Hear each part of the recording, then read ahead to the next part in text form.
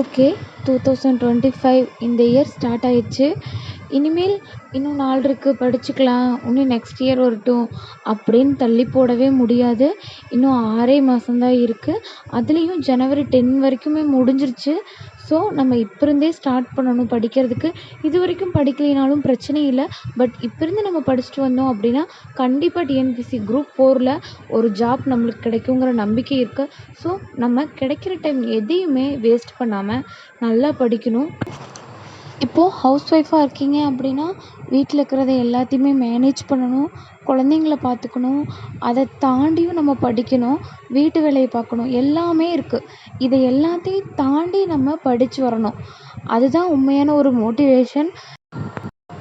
இப்போது நம்மளுக்கு fever, some issues, ஏதோ ஒரு ப்ராப்ளம் நமக்கு உடம்புல சரியில்லை அப்படின்னாலும் நம்ம சாப்பிடாமல் இருக்கிறதில்ல, தூங்காமையும் இருக்கிறதில்ல. இதையும் மட்டும் நம்ம கரெக்டாக பண்ணுறோம்ல. ஸோ படிப்பையும் அதே மாதிரி தான் நம்ம நினைக்கணும். தினமும் ஒரு நாளைக்கு ஒரு 2 மணி நேரம் படிக்கிறீங்களா? ஓகே, 2 மணி நேரம் படிச்சுட்டே வரணும். ஓகே, நெக்ஸ்ட் டே ஒரு அரை மணி நேரம் சேர்ந்து படிக்கணும். இப்படி நம்ம படிச்சுட்டே வர்றோம் அப்படின்னா ஒரு நாளைக்கு ஒரு 5 மணி நேரமாவது நம்ம படிக்கிறோம் அப்படின்னா கண்டிப்பாக இந்த இயரில் அடுத்த வருஷம் கீழே இந்த இயர் முடிச்சு எக்ஸாம் முடிச்சு அடுத்த வருஷம் இதே கவுன்சிலிங் டேட்டுக்கு நம்ம வெயிட் பண்ணிகிட்ருப்போம்.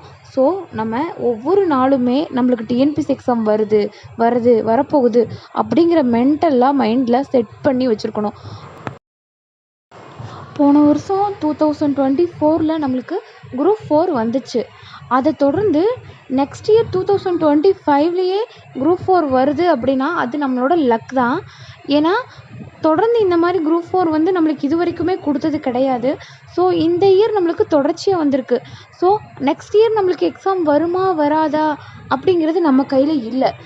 அதனால நம்ம படிக்கிறத என்றைக்குமே விடக்கூடாது. இந்த வருஷம் முடிஞ்சால் அடுத்த வருஷம் நம்மளுக்கு வாய்ப்பு இல்லை, இந்த வருஷம் நம்மளுக்கு கடைசி வாய்ப்பு அப்படிங்கிறத மைண்டில் வச்சுட்டு ஒரு நிமிஷம் கூட வேஸ்ட் பண்ணாமல் நம்ம கிடைக்கிற டைமை படித்தோம் அப்படின்னா கண்டிப்பாக நம்ம வேலை வாங்கலாம், நம்மளுக்கு சக்ஸஸ் அச்சீவ் பண்ண முடியும். அதுவும் இந்த இயரில் சிலபஸும் சேஞ்ச் பண்ணியிருக்காங்க. ஸோ நெக்ஸ்ட் இயர் என்னென்ன சேஞ்சஸ் வரும்னு நம்மளால் சொல்ல முடியாது. இந்த வருஷம் கிடைச்சது தான் நம்ம கடைசி வாய்ப்பு அப்படிங்கிறத மட்டும் மைண்டில் வச்சுட்டு நம்ம படிக்கணும்.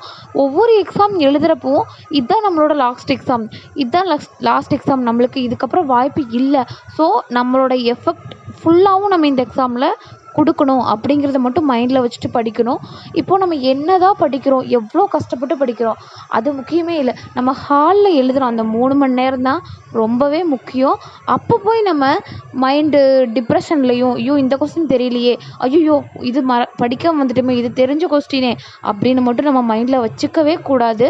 ஸோ நம்ம வீட்டில் நிறையா டெஸ்ட்டு எழுதி பார்க்கணும். ஸோ கிடைக்கிற டைமை யூஸ் பண்ணி படிங்க. ஒவ்வொரு நாளுமே நம்மளுக்கு எக்ஸாமுக்கான ஒவ்வொரு வாய்ப்புகள், கிடைக்கிற வாய்ப்புகளை விடவே கூடாது. ஸோ எல்லோரும் வரப்போகிற எக்ஸாமில் நல்லா படிங்க.